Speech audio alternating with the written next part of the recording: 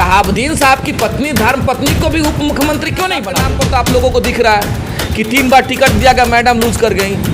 अमीषा दीदी को नहीं दिखता है कि टिकट देने के बाद लूज करके उनको राज्यसभा भेज दिया। लगा ले जो जिस दिन मैडम का जुबान खुला और मैडम का जब कारवां निकलेगा ना तो सियासत में बहुत बड़ा उथल। जो चिराग पासवान जी आए, घंटों बैठ करके बंद कमरे में बातें हुई, तो औपचारिक कैसे हो सकता है? कैसे नहीं माना जाए कि भाई इसको अब मोहर लग गया है? अच्छा, आप कब लगाएंगे? जब तुम मुस्लिम को इग्नोर करके चलती है बीजेपी, मुस्लिम को हमेशा दरकिनार चल के अब मुस्लिम के अगेंस्ट ही वोट लेकर के आती है।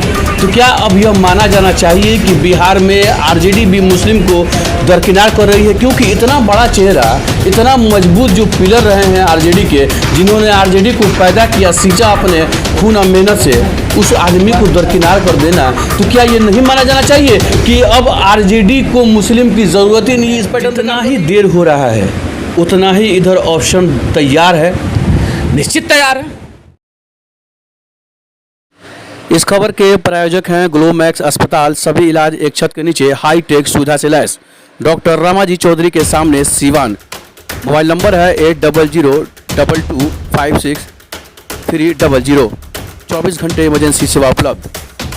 वहीं doctor Manjeet Ranjan, Junapur, new bypass, Siwan, और डॉक्टर देवेश, खान मार्केट, सिवान।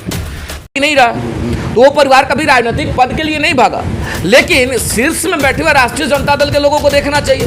तो क्यों नहीं देख रहे हैं? वही बात कर रहे हैं ना, अभी अगर हम बयान देंगे या दे रहे हैं तो हमारे कुछ साथी लोग मीडिया के बयान पे, कुछ साथी लोग का बड़ा बेहतरीन मेरे प्रति कमेंट आ रहा है, अनाप शनाप ही कमेंट आ रहा है। बोलिए। जानते हैं कौन सा कमेंट? लोग लिख रहे हैं कि अजय चौहान आपको दिखता नहीं है कि 3 बार टिकट दिया गया। तो हम उन्हीं से सवाल पूछ देना चाहते हैं कि हैना साहब के नाम पर तो आप लोगों को दिख रहा है कि 3 बार टिकट दिया गया, मैडम लूज कर गई। अमीषा दीदी को नहीं दिखता है कि टिकट देने के बाद लूज करके उनको राज्यसभा भेज दिया गया। ये नहीं दिखता है।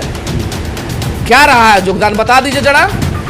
आप जो बिहार के सियासत के मुख्य स्तंभ है लालू प्रसाद यादव जी, तो आप अपने पुत्र को आप उत्तराधिकारी बना दिए ना, डिप्टी सीएम के रूप में है। साहब नहीं रहे, साहब के पुत्र को क्या किया गया बता दीजिए जरा। अब सवाल करेंगे तो लोग गलत कहेगा। साहब की धर्म पत्नी को आपने जगह नहीं दिया। अगर आप साहब के पुत्र और साहब के पत्नी को भी अगर बिहार के सियासत में जगह देते तो आज तो मौका लोगों को नहीं मिलता कहने के लिए। आज तो आप सवाल नहीं पूछते कि उनको दरकिनार किया गया, उनको राजनीतिक मुख्य धारा से उनको दरकिनार कर दिया गया। किसने किया? राष्ट्रीय जनता दल ने किया। आप केवल एक गफलत में समाज के लोगों को डाल रहे हैं ना कि हमने टिकट दिया है। तो आप टिकट दिए हैं, 3 बार आप टिकट दिए, टिकट लूज कर गया, तो आप अपने में जरा देखिए ना। आज जिनको टिकट देकर के राज्यसभा भेज दिया, जिनका चुना हुआ लूज कर गया, उसको इतना बड़ा ताकत है।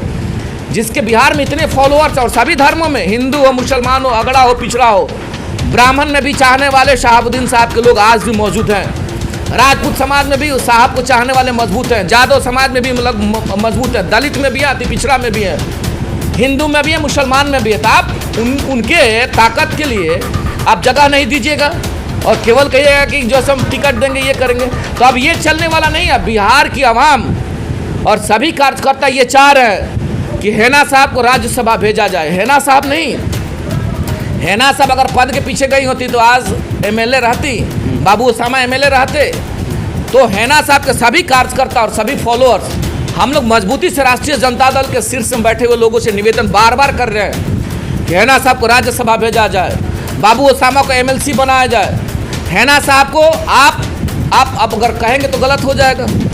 अब देख लीजिए, राष्ट्रीय जनता दल मुख्य स्तंभ के रूप में माई समीकरण पे है, इसमें तो डाउट नहीं है। इन चीज़ों को बिहार के लोग भी स्वीकार करते हैं।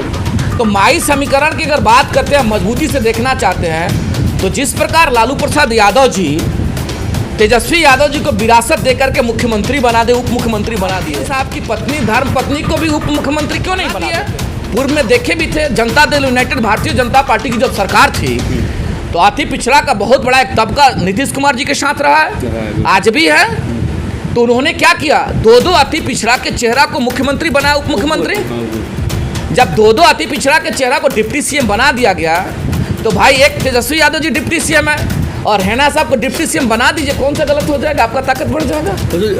तो आपके ये कहने का मतलब है कि सिर्फ मुसलमानों का वोट लेकर के इस्तेमाल किया जा रहा है, आरजेडी इस्तेमाल कर? हम नहीं कह रहे हैं, बिहार की आवाम कह रही है, बिहार के लोग कह रहे हैं, हम क्या कह रहे हैं। सिवान के लोग कह रहे हैं।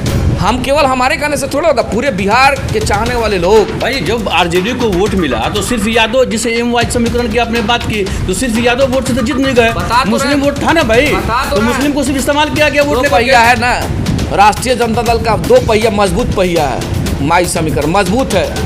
एक पहिया जब हटेगा ना, उस दिन समझ में आएगा कि गलती क्या हुई है, उस दिन समझ में क्या गलती हुई। अभी समझ में नहीं आ रहा है। अभी देखे ना, अभी बैकफुट पे आई ना पार्टी, राष्ट्रीय जनता दल बैकफुट पे आई है, एक केवल मिलने से। अभी कुछ नहीं हुआ। हैना साहब ने कभी नहीं कहा, हैना साहब का कोई बयान नहीं है। हैना साहब तो एक जुबान खोल दे, एक बयान दे दो तो सभी पार्टी के शीर्ष के लोग आ जाएंगे कि आप मेरे साथ चलिए। उन्हें तो कभी कुछ नहीं कहा। नहीं कहने के बाद भी शीर्ष में बैठे हुए राजनीतिक दल के सभी प्रमुख लोगों का ऐसा है कि आप मेरे साथ आ जाइए, लेकिन जहां खड़ी है वहां के लोगों को नहीं दिख रहा है कि हमको कैसे उनको लेके चलना। लगा ले जिस दिन मैडम का जुबान खुला और मैडम का जब कारवा निकलेगा ना, तो सियासत में बहुत बड़ा उथल जितना ही देर हो रहा है उतना ही इधर ऑप्शन तैयार है, निश्चित तैयार हो रहा है। राजनीति में संभावनाओं का बहुत बड़ा प्लेटफॉर्म होता है, बार बार कह रहे हैं, संभावनाओं का बहुत बड़ा प्लेटफॉर्म होता है। कब कौन सा मेथड सेट करेगा, समय के इंतजार में रहिए। आने वाले समय में कौन सा निर्णय होगा, देखते जाइए आने वाले समय में। जो चिराग पासवान जी आए, घंटों बैठ करके एक बंद कमरे में बातें हुई, तो ये औपचारिक कैसे हो सकता है? कैसे नहीं माना जाए कि भाई इसको अब मोहर लग गया है? अच्छा, आप कब लगाएंगे जब तुम नॉमिनेशन? मोहर की जहाँ तक बात है, तो मोहर लगाने का अभी भी उत्तराधिकारी, मोहर लगाने का पावर एक व्यक्ति में, जिसका नाम है आदरणीय हैना साहब।